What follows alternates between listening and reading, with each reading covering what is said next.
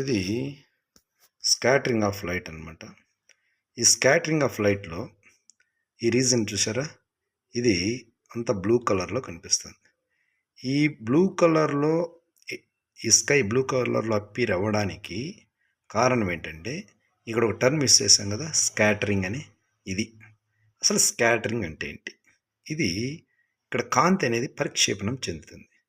ఎప్పుడు కాంతి పరిక్షేపణం చెందుతుందంటే, కాంతి కిరణాలు ఏదైనా ఒక వాతావరణంలో ఉండేటువంటి ఏదైనా ఒక కణాన్ని ఢీకొట్టినప్పుడు, అంటే నైట్రోజను, ఆక్సిజను, వాటర్ పార్టికల్స్ ఇలాంటివి ఉంటాయి కదా, వీటిని ఈ కాంతి అనేది ఢీకొన్నప్పుడు కాంతి అనేది అన్ని దిశలకు వెదజల్లుతుంది. అక్కడ ఫ్లిక్కరింగ్ జరుగుతుంది అన్నమాట.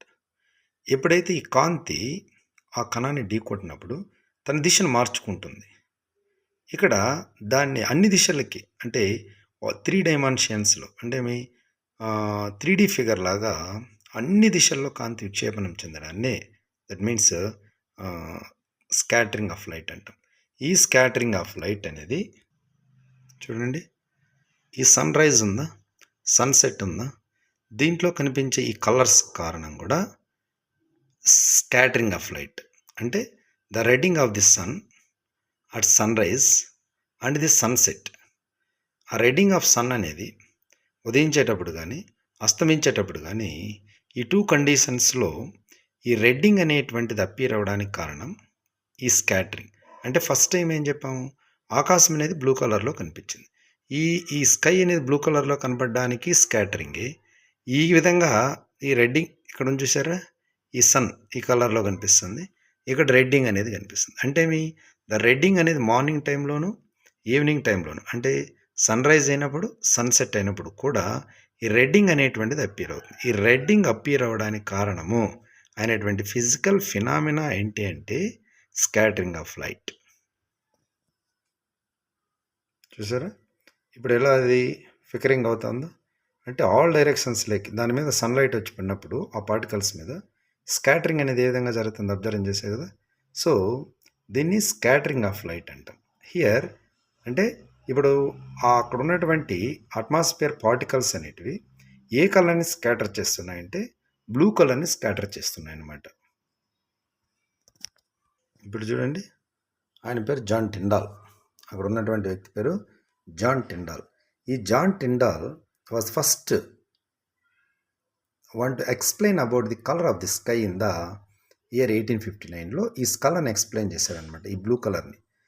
ఇక్కడ ఏం చెప్తాడంటే అతడు, ఈ state that the colour blue scatter, that means scatter more than that red due to the shorter wave length. అంటే ఇక్కడ ఏ రంగు మనకున్నటువంటి 7 రంగుల్లో బిజార్ కలర్స్లో ఏ రంగు ఎక్కువగా స్కాటర్ అవుతుందంటే, ఏ కలర్ ఎక్కువగా పరిక్షేపణం చెందుతుందంటే బ్లూ కలర్ అనేటువంటి స్కాటర్ అవుతుంది. దీని యొక్క వేవ్ లెంత్ చాలా తక్కువగా ఉంటుంది.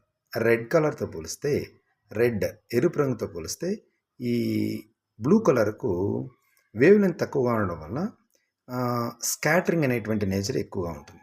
సో ఇక్కడ మనకి ఈ స్కాటరింగ్ అనేటువంటిది జరగాలంటే ద పార్టికల్స్ అనేటివి సస్పెండెడ్ పార్టికల్స్ అనేవి అట్మాస్ఫియర్లో ఉండేటువంటి ఈ సస్పెండెడ్ పార్టికల్స్ ఇది సన్లైట్ అనేటువంటిది పడినప్పుడు అప్పుడు ఏం జరుగుతుందంటే కాంతి అనేటువంటిది స్కాటర్ అవుతుంది.